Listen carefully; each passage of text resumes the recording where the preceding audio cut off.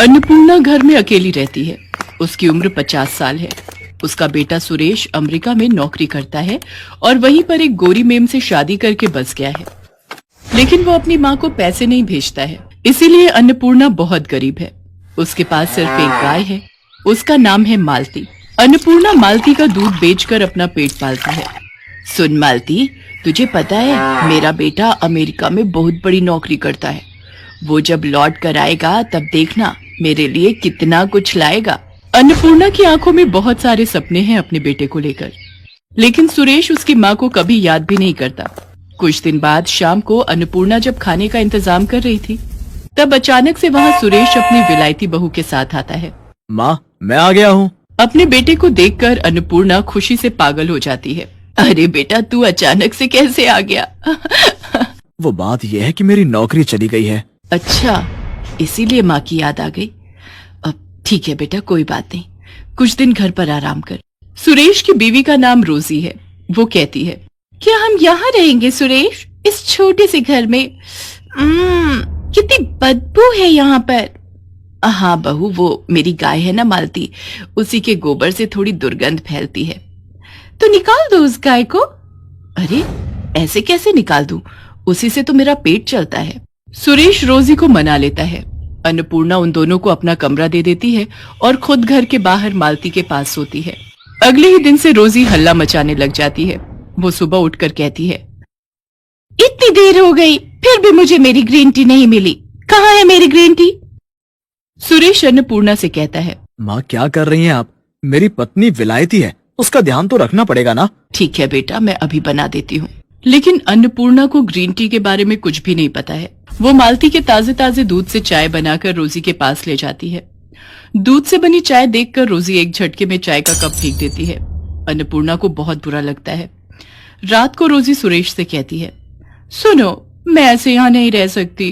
अरे रोजी, कुछ ही दिन की तो बात है, रह लो ना। नहीं, तुम्हारी माँ गवार है।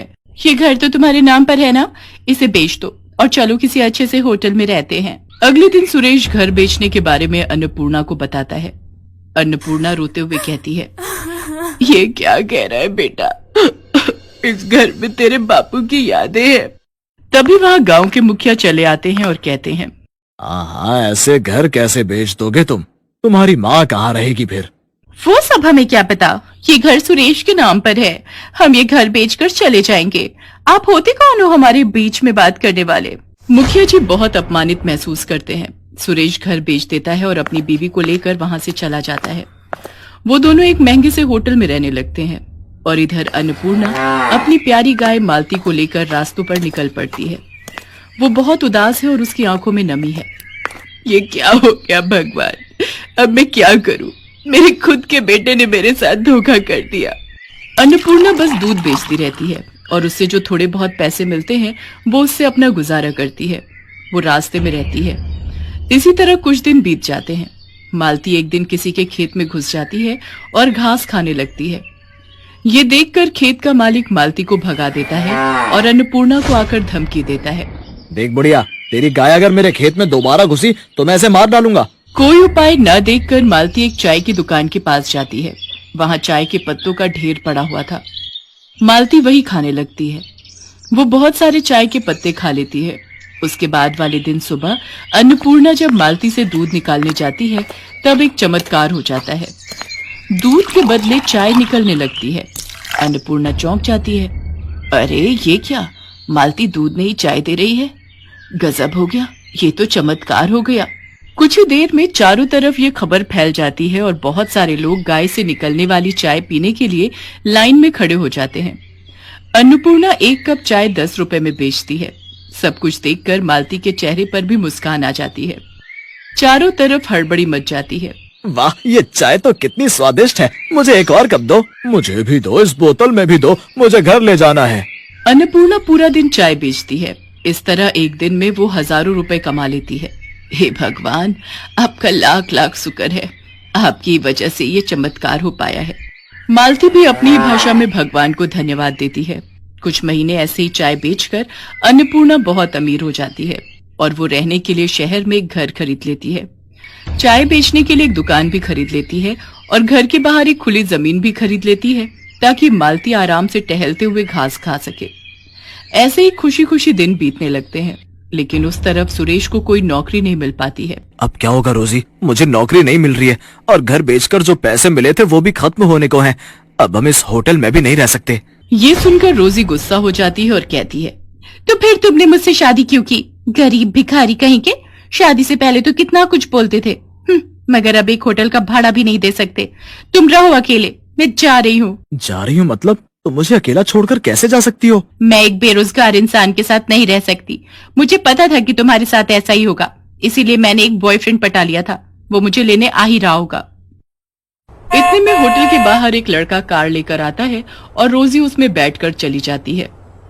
रोजी को खोकर सुरेश पागल सा हो जाता है। उसके सारे पैसे भी रोजी लेकर चली जाती है। होटल से सुरेश को लात मारकर निकाल दिया जाता है। सुरेश अपने ही मन में कहता है, अब मैं क्या करूं? माँ के पास लौट जाऊं? नहीं नहीं, मैं माँ को अपना चेहरा कैसे दिखाऊं? सुरेश पागलों की तरह रास्तों में घूमता रहता है और भीख मांगकर अपना पेट पालता रहता है। एक दिन घूमते घूमते उसे चाय देने वाली गाय के बारे में पता चलता है, लेकिन उसके पास पैसे नहीं हैं। वो लाइन में खड़ा हो जाता है और अपनी बारी आने पर कहता है, क्या आप मुझे एक कप चाय दे सकती हैं? मुझे बहुत तेज भूख लगी है, लेकिन मेरे पास पैसे नहीं है। सुरेश को देखकर अन्नपूर्णा तुरंत पहचान लेती है। अरे बेटा तू? माँ आप? अन्नपूर्णा सुरेश को गले लगा लेती है और रो पड़ती है। सुरेश भी रो पड़ता है। वो अपनी माँ को सब कुछ बताता है। सब कुछ सुनकर अन्नपूर्णा कहती है, कोई बात नहीं बेटा, सब ठीक हो जाएगा, सब कुछ ठीक हो जाएगा, मैं हूं ना। माँ, मैंने आपके साथ बहुत बुरा किया, क्या आप मुझसे गुस्सा नहीं हो? एक माँ कभी अपने बेटे पर गुस्सा रह सकती है क्या? आजा बेटा, ये सब कुछ तेरा ही तो है। हमेशा याद रखना बेटा, माँ तो माँ ही होती है। माँ जैसा प्यार इस दुनिया में कोई नहीं कर सकता। सुरेश रोते हुए फिर से अपनी माँ को गले लगा लेता है। इसके बाद से सुरेश और अन्नपूर्णा मिलकर चाय बेचने लगते हैं। माँ बेटा मिलकर बहुत खुश रहते हैं। सुरेश को माँ की ममता और प्यार की कीमत पता चल जाती है और मालती खुशी खुशी चाय देकर इस परिवार का हिस्सा बनी रहती है।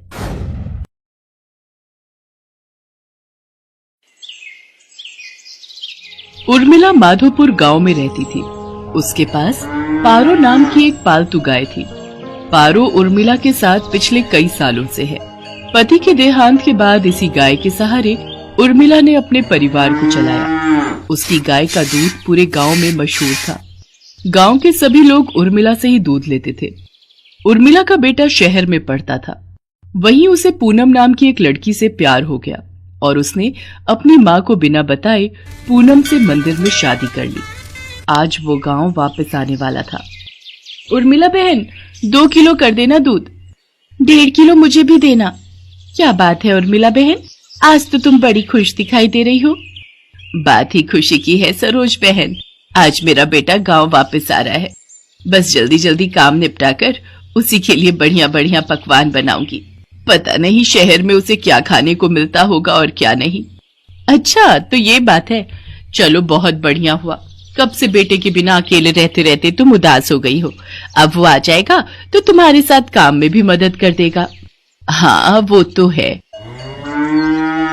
अरे आ रही हूँ पारो, तू क्यों आवाज लगा रही है? मैं जानती हूँ तू भी सूरज का नाम सुनकर बहुत खुश हो रही है। रुक, मैं अभी तुझे चारा डालती हूँ, फिर तो सूरज ही तुझे खिलाएगा। उर्मिला की गाय पारो अपनी आवाज में उससे बातें कर रही थी, मानो वो भी सूरज के आने की खुशी मना रही हो। शाम के समय सूरज आ जाता है, पर अपने बेटे के साथ बहू को देखकर उर्मिला को बहुत बुरा लगता है। माँ तुम नाराज मत हो, सब कुछ बहुत जल्दबाजी में हुआ। पूनम के पिताजी की तबीयत ठीक नहीं थी और वो चाहते थे कि हम ये शादी जल्दी से जल्दी कर लें, इसलिए मैं आपको बता ही नहीं पाया, पर अब मैं आपके साथ ही रहूंगा। आप चिंता मत करो। और माँ पूनम बहुत अच्छे स्वभाव की पढ़ी लिखी लड़की है, आप एक दूसरे को आसानी से समझ जाओगे। ठीक है, देखती हूँ वो मुझे कितना समझती है। गांव के रहन सहन और शहर के रहन सहन में बहुत फर्क है बेटा। उर्मिला की तरह पूनम घर के कामकाज नहीं कर पाती थी। उसे तो घर का कोई भी काम करना नहीं आता था। सूरज, तुमने मुझे कहाँ लाकर पटक दिया है? मुझसे ये घर के काम नहीं होते। हमें शहर वापस चलना चाहिए। उस गाय का गोबर साफ करो, उसे चारा डालो, उसे नहलाओ, घर की लीपा पोती करो। ये सब करके तो बदबू के मारे मेरा बुरा हाल हो रहा है। ऊपर से तुम्हारी माँ को माँ जी का नाटक करते हुए लहसुन प्याज ही काटती रह जाऊंगी। कैसी बातें कर रही हो पूनम? यहाँ पर सारा कामकाज बना हुआ है। मैं तो यहाँ पर बढ़िया सी डेयरी खोलने की सोच रहा हूँ। दूध, घी, पनीर, दही और कुछ खास मिठाइयों की बहुत ही बढ़िया डेयरी खुल जाएगी। हमारी अच्छी खासी कमाई हो जाएगी। शहर में घर का किराया, खर्चा पानी कितना ज्यादा है। वहां पर मुझे काम सेट करने में ही सालों गुजर जाएंगे। और जहां पर मेरा अपना खुद का घर का काम है, हम शहर में क्या करेंगे? तुम्हें पता भी है, हमारी गाय का दूध पूरे गांव में मशहूर है। सोचो हम कितना कमा लेंगे। और फिर हमारे यहां रहने से मां को भी सहारा रहेगा। वो बेचारी अकेले काम नहीं संभाल पाती है। अच्छा, तुम काम करो, मैं थोड़ी देर बाजार होकर आता हूं।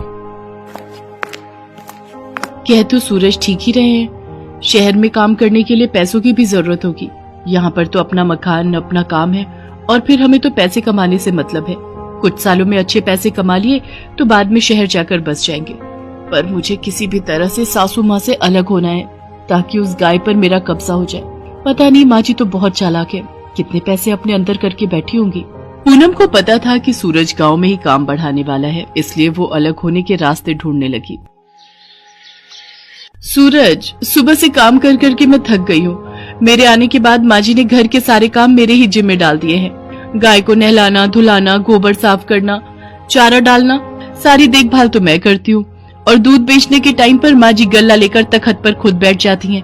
ऐसे थोड़ी होता है। मैं अब और बर्दाश्त नहीं कर सकती। जब मैं इतना काम कर रही हूँ तो फिर मैं अलग ही रहूंगी। मुझे माँ जी के साथ नहीं रहना। और हाँ, उस गाय पर मेरा हक है। मुझे तो बस बंटवारा चाहिए, गाय का बंटवारा। पूनम इतनी जोर जोर से चिल्लाकर ये बात कह रही थी कि उसकी बात उर्मिला के साथ साथ पड़ोसियों ने भी सुन ली और सब वहाँ आ गए। बहू, बंटवारा, वो भी मेरी पारो का? मेरे जीते जी ऐसा कभी नहीं होगा। और तुम जानती ही क्या हो पारो के बारे में? उसे मैंने बहुत प्यार से पाला है, उसकी देखभाल की है। तुम मेरी पारो को एक दिन भी रख कर तो दिखाओ, वो तुम्हारे साथ एक दिन भी नहीं रहेगी। हाँ हाँ, इस गाय की देखभाल मैं कर लूंगी, आप उसकी चिंता मत करो। पर एक शर्त है, आप बीच में दखलंदाजी नहीं करोगी। मैं जैसी मर्जी गाय की देखभाल करूं, आप उससे दूर रहोगी। सूरज, अगर आज बंटवारा नहीं हुआ तो मैं तुम्हें छोड़कर शहर चली जाऊंगी। माँ, अगर पूनम चाहती है तो आप उसे गाय दे क्यों नहीं देती? उसे एक बार कोशिश करने तो दो। कहीं ऐसा ना हो आप दोनों के झगड़े में मेरी शादीशुदा जिंदगी खराब हो जाए। सूरज बेटा, एक माँ कभी नहीं चाहती कि उसके बच्चों का घर खराब हो। अगर बहू की यही इच्छा है तो आज से मैं अपनी पारो बहू के हवाले करती हूँ। उर्मिला बहन, इतने सालों से हम देख रहे हैं पारो को तुमने बहुत लाड प्यार से पाला है। कहीं ऐसा न हो बंटवारे के चक्कर में एक निर्दोष जानवर परेशान हो जाए। सब गांव वाले भी क्या समझाते। पूनम तो बंटवारे की जिद पर अड़ गई थी और ऐसा ही हुआ। गाय अब पूरी तरह से पूनम के हवाले थी। सूरज गांव में डेयरी खोलने की व्यवस्था के काम से शहर चला जाता है। पूनम तो आलसी थी, उसने गाय के प्रति लापरवाही दिखाना शुरू कर दिया। वो सुबह उठकर ना तो गाय का गोबर साफ करती थी, न उसे नहलाती धुलाती थी और न ही उसे समय पर चारा देती थी। इसी कारण गाय के आसपास बदबू फैलने लगी और मक्खियां, मच्छर, कीड़े मकोड़े आने लगे। गाय को समय पर चारा नहीं मिलता था, वो कमजोर हो गई। पूनम सारा दिन सोती रहती और खाती पीती रहती। गाय ने दूध देना भी बंद कर दिया। एक दिन गाय बेहोश होकर जमीन पर गिर गई। ये देखकर पूनम घबरा गई। सूरज उसी समय शहर से आया और वो भी घबरा गया। उसने उर्मिला को आवाज लगाई। उर्मिला दौड़ती हुई अपनी पारो के पास आई और बिलख बिलख कर रोने लगती है। पारो, पारो उठ, देख देख, मैं तुझे आवाज लगा रही हूँ। पूनम, पारो की देखभाल की जिम्मेदारी तुमने ली थी ना, फिर उसका ये हाल कैसे हो गया? मुझे माफ कर दो सूरज, गलती मेरी ही है। मेरे कारण पारो आज इस हालत में है। मैं सचमुच माँ जी की तरह पारो की देखभाल नहीं कर सकी। माँ जी, मुझे माफ कर दीजिए। उर्मिला दौड़कर चारे के पास जाती है और चारे को उठाकर पारो के आगे रखती है। पारो को उर्मिला के स्पर्श का एहसास होता है, वो थोड़ा सा हिलती है। ये देखकर सब खुश हो जाते हैं। उर्मिला अपने हाथों से पारो को चारा खिलाती है। पारो खुशी खुशी ढेर सारा चारा खा लेती है, मानो वो कब से उर्मिला के हाथों से ही चारा खाना चाह रही थी। पूनम को अपनी गलती का एहसास हो जाता है और वो उर्मिला से माफी मांगती है। कुछ दिनों में पारो फिर से ठीक हो जाती है। अब सूरज ने भी गांव में एक बड़ी डेयरी खोल ली थी। धीरे धीरे सब कुछ ठीक हो जाता है और दोनों सास बहू मिलकर पारो की देखभाल करने लगती है। पारो भी अब बहुत खुश थी।